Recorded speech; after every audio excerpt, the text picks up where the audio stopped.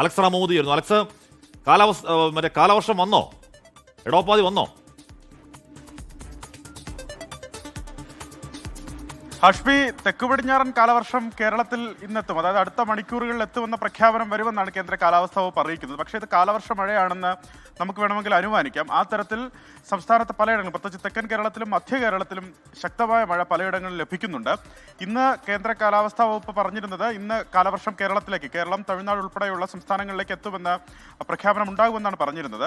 അതൊരു പക്ഷേ അടുത്ത മണിക്കൂറുകളിൽ ഉണ്ടാകും. അതിന് മുന്നോടിയായുള്ള മഴയാണ് ഈ ലഭിക്കുന്നതെന്ന് കേന്ദ്ര കാലാവസ്ഥാ വകുപ്പിലെ വിദഗ്ധർ അഭിപ്രായപ്പെടുന്നുണ്ട്. എന്താണെങ്കിലും 14 ജില്ലകളിലും അടുത്ത 5 ദിവസം, അതായത് അടുത്ത ഒരാഴ്ചക്കാലവും ശക്തമായ മഴയ്ക്കോ അതിശക്തമായ മഴയ്ക്കോ സാധ്യതയുണ്ടെന്നാണ് കേന്ദ്ര കാലാവസ്ഥാ വകുപ്പ് പ്രവചിച്ചിരിക്കുന്നത്. ഇന്നും നാളെയും അടക്കം എല്ലാ ജില്ലകളിലും മഴ മുന്നറിയിപ്പ് നൽകിയിട്ടുണ്ട്. അതിൽ ഇന്ന് തിരുവനന്തപുരം മുതൽ തൃശ്ശൂർ വരെയുള്ള ജില്ലകളിൽ അതിശക്തമായ മഴയ്ക്കാണ് സാധ്യത. എറണാകുളത്ത് കനത്ത മഴ പെയ്യുന്നുണ്ട്. അത് നേരത്തെ തന്നെ പ്രഖ്യാപിച്ചിരുന്നതാണ്. അതിശക്തമായ മഴ എറണാകുളത്ത് ലഭിക്കാൻ സാധ്യതയുണ്ട്. തിരുവനന്തപുരത്ത് ഇന്നലെ രാത്രിയും രാവിലെയും ഒക്കെ തിരുവനന്തപുരത്തിന്റെ മലയോര മേഖലയിലും ഗ്രാമീണ മേഖലയിലും ഒക്കെ ശക്തമായ മഴ ലഭിച്ചിരുന്നു. നഗരമേഖലയിൽ ഇപ്പോൾ അല്പം വെയിൽ വന്നിട്ടുണ്ട്. അതായത് മാനം തെളിഞ്ഞ ഒരു സാഹചര്യം നിലനിൽക്കുന്നുണ്ട്. പക്ഷേ മഴയ്ക്കുള്ള സാധ്യത ഇപ്പോഴും നിലനിൽക്കുന്നു എന്നുള്ളത് പ്രധാനപ്പെട്ട കാര്യം.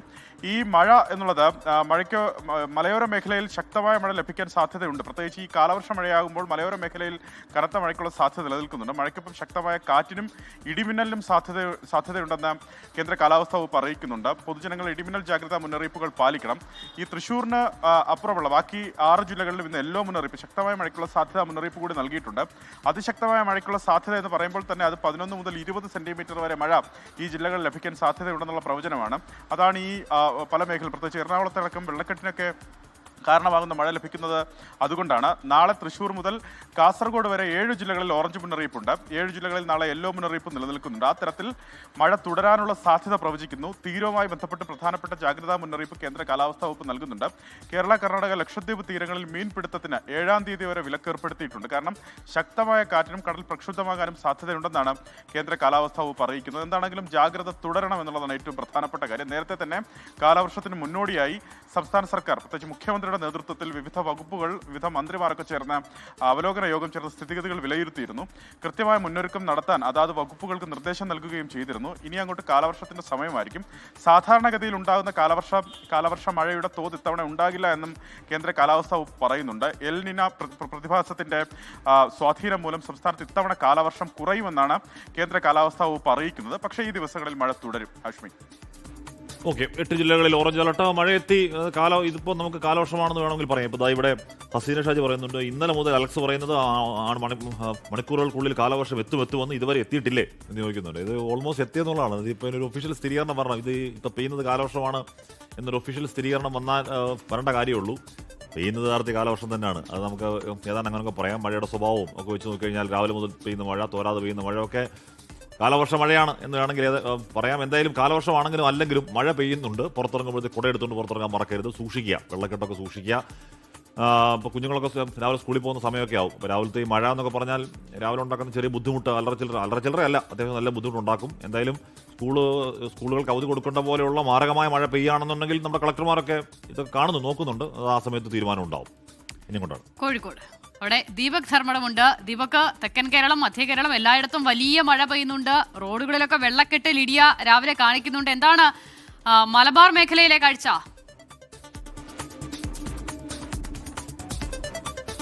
Good morning ആസിദ. ആഷ്മി ഒരു കാലാവസ്ഥ നിരീക്ഷകനായി മാറിയിരിക്കുകയാണ്.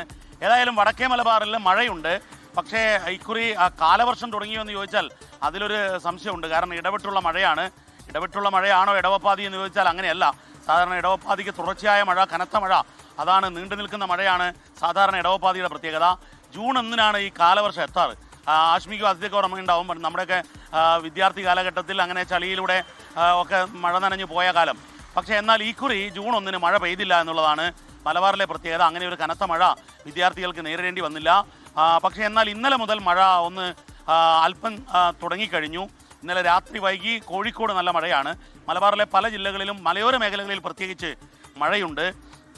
ഒരു കാര്യം പ്രധാനമായി പറയേണ്ടത്, മഴയുടെ മുന്നൊരുക്ക പ്രവർത്തനങ്ങൾ വലിയ തോതിൽ ഇക്കുറി നടന്നിട്ടില്ല എന്ന് വേണം പറയാൻ. കാരണം അതുകൊണ്ട് തന്നെ കോഴിക്കോട് ഉൾപ്പെടെയുള്ള ഈ കഴിഞ്ഞ ദിവസം റവന്യൂ മന്ത്രി കോഴിക്കോട് വന്ന് അവലോകന യോഗം ചേർന്നിരുന്നു. ആ അവലോകന യോഗത്തിൽ അദ്ദേഹം പറഞ്ഞത് 14 ജില്ലകളിലും ഇതുപോലെ അവലോകന യോഗം ചേർന്നിട്ടുണ്ട്. പക്ഷേ എന്നാൽ തലസ്ഥാന നഗരി തിരുവനന്തപുരം, കൊച്ചി, കോഴിക്കോട് നഗരത്തിൽ മഴ പെയ്താൽ ഉടനെ വെള്ളക്കെട്ടുണ്ടാകുന്ന പ്രതിഭാസത്തിൽ ഒരു മാറ്റവും ഉണ്ടായിട്ടില്ല. അതിനായിരിക്കും സർക്കാർ പ്രഥമ പരിഗണന നൽകുക എന്നുള്ളതാണ്. അതായത് നമ്മളൊക്കെ അനുഭവിക്കുന്നതാണ്, മഴ പെയ്യുമ്പോൾ തന്നെ വെള്ളം വലിയ തോതിൽ പൊങ്ങുന്നു, വെള്ളക്കെട്ടാണ്, നഗരത്തിൽ വലിയ ഗതാഗത കുരുക്കുമുണ്ടാകുന്നു. ഇത് കോഴിക്കോട് മാത്രമല്ല, കൊച്ചിയിലും തിരുവനന്തപുരത്തുമെല്ലാം സമാനമായ സാഹചര്യം തന്നെയാണ്. ഇതൊരു പ്രധാനപ്പെട്ട പ്രശ്നമാണ്. ഈ പ്രശ്നം മറികടക്കാൻ വേണ്ടി എന്ത് ചെയ്യുന്നു കളക്ടേഴ്സ് എന്നുള്ളതാണ് ഏറ്റവും പ്രധാനപ്പെട്ട കാര്യം. ജില്ലാ ഭരണകൂടം എന്ത് ചെയ്യാൻ പോകുന്നു? കോഴിക്കോടിൻ്റെ കാര്യത്തിൽ താമരശ്ശേരി ചുരവുമായി ബന്ധപ്പെട്ട യാത്രാ നിയന്ത്രണം ഒരു പ്രധാനപ്പെട്ട കാര്യമാണ്. കാരണം വയനാട് യാത്രയിൽ വലിയ വാഹനങ്ങൾക്ക് നിയന്ത്രണം ഏർപ്പെടുത്തിയിട്ടുണ്ട്. നിയന്ത്രണം ഏർപ്പെടുത്താതെ നിവൃത്തിയില്ല എന്നുള്ളത് കൊണ്ടാണ് ഡിസാസ്റ്റർ മാനേജ്മെൻറ്റ് അതോറിറ്റി അത്തരത്തിൽ ഒരു ഉത്തരവിറക്കിയത്.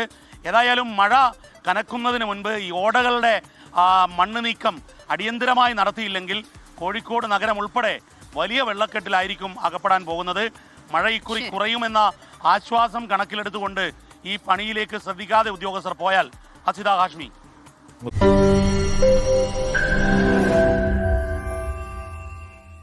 ലോകത്തെവിടെയായാലും ഏത് സമയത്തും 24 വാർത്തകളും ഓഗ്മെന്റഡ് റിയാലിറ്റി പാക്കേജുകളും എക്സ്പ്ലെയിനറുകളും വിശദമായി കാണാൻ ഞങ്ങളുടെ യൂട്യൂബ് ചാനൽ നിങ്ങൾക്ക് സബ്സ്ക്രൈബ് ചെയ്യാം.